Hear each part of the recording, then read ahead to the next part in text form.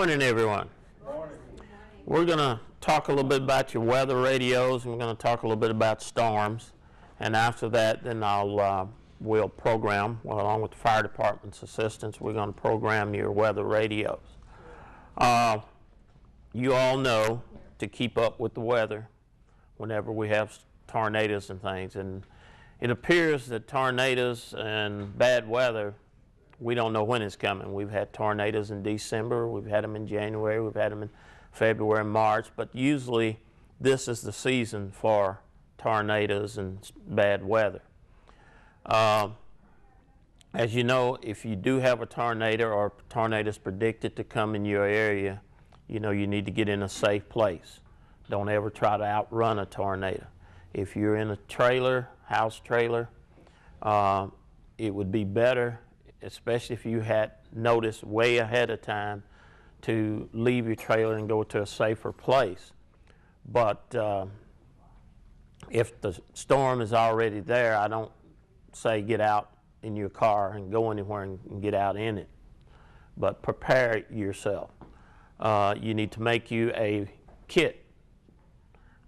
In this little kit or a little bag, what you need to do is you need to put you a flashlight. You need to also make sure you got plenty of batteries for your weather radio. That way, if the power goes off, you still have, you can receive the NOAA weather. Also in that kit, make sure that if you're on any medication, that you have enough medication for 2 days possibly, that you've got in there if you have to leave your home or something happens and you've left your home. And hopefully you don't get your home blown away, but if it is, at least you've got some medication.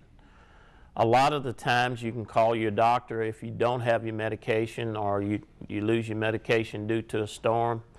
Your doctor will work with you and call you in some more medicine if you tell them the situation and what has happened. But also in that kit, use duct tape. Duct tape is something that is universal. You can use it for a lot of things, but have some duct tape in there, have some gloves in there, and if it's rainy weather, have your one of the short umbrellas in there. Also, don't tie up 911 unless you need to. We have a lot of people when there's a storm calling from out of town, from out of state, and we really need that line open. If we have a tornado to drop down here in Murfreesboro, we want 911 to be open. Only use 911 and even calling the dispatchers unless you have a good reason to, meaning that there's someone hurt or that there's a house or something that's been damaged or something. Make sure that you have a good reason for calling the police department and dispatch, because if you're calling, well, do you know when the storm's going to get here or whatever, that's what your weather radio's for.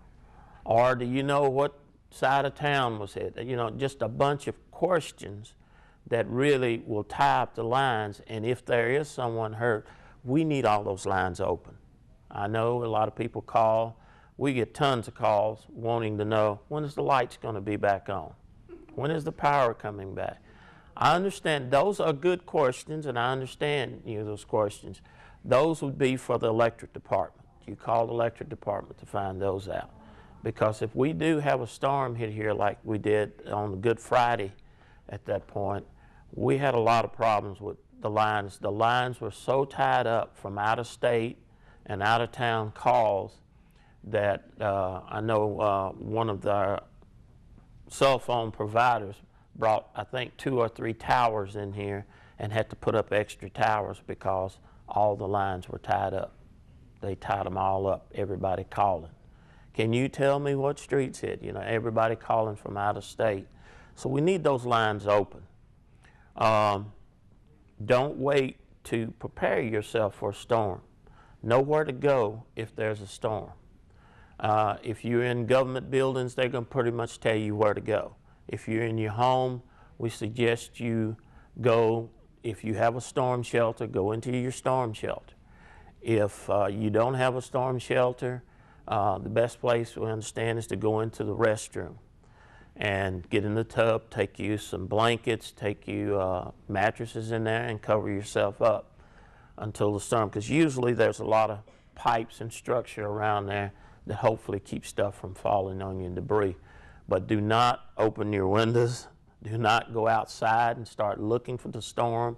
Do not go outside and try to film the storm or take pictures of the storm. But you'd be surprised at how many people will get their cell phone and stand out and to see the storm coming close to them, and they're trying to videotape it or film it or take a picture of it. That's very dangerous. You should never do that.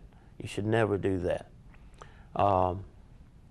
If you do have a storm and you look out your window and you spot one somewhere, yes, we would like for you to report it, but we don't want you going outside to look for it. If you're in your vehicle and you come up on a storm, whatever, some used to say go up under a bridge, but that could be very dangerous as well.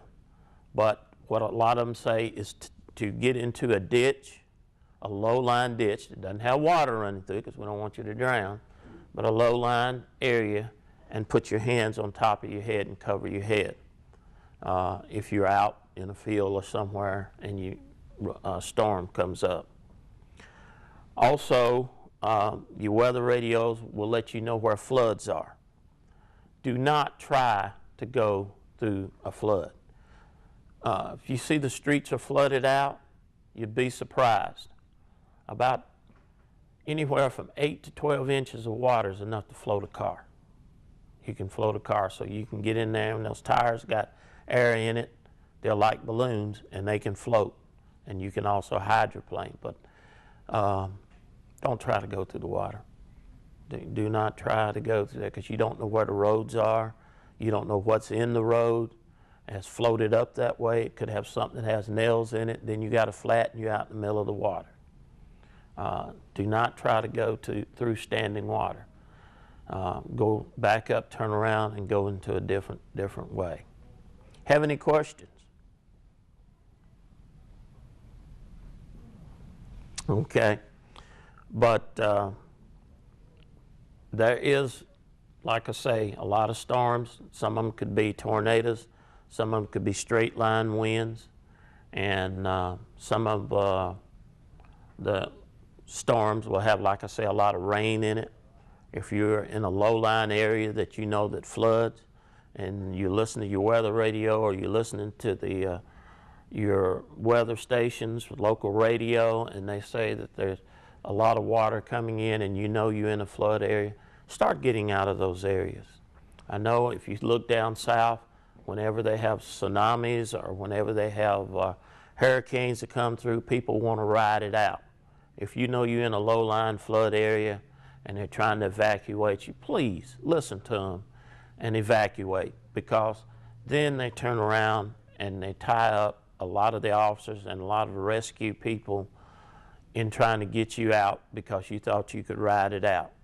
Don't do that. Don't do that. Because all you're doing then is you're tying up emergency workers that are maybe needed into a different area. So please listen to the officials when they let you know that there's bad weather coming through, and just be safe. We want you to be safe. We have plans. We have emergency plans. We work together with the fire department, the emergency medical service, the EMA, and we also work together with your utility services. So if there is a tornado in town, I know when we had the first Friday, a lot of people were walking through the area looking at damages, and we seen them from a distance, and of course we yelled at them, don't light up a cigarette. Do you see houses level? Please do not walk through there and then decide, well, I want to light up a cigarette, because you got a lot of fumes, gas fumes and different things that's there. So you could really destroy yourself and others and hurt others. So best thing to do is stay out of those areas. I know we had on Memorial, we had so much traffic that when we were trying to get to an area that was damaged, we was trying to get emergency vehicles through there, Memorial had both lanes going both ways, tied up with cars, just sightseeing. We need those areas open. We need those things. Most of your media will have video and pictures of what's going on, and I guarantee you they'll show you what's going on, but to go out and try to visualize it yourself, you could be blocking the roads up, blocking the area up. So please keep those open, and as I said, follow the officials when they tell you what to do. Follow those instructions to the T, and I think we'll be much safer, and the people that are in real life-threatening danger, we will free the emergency workers up for those people.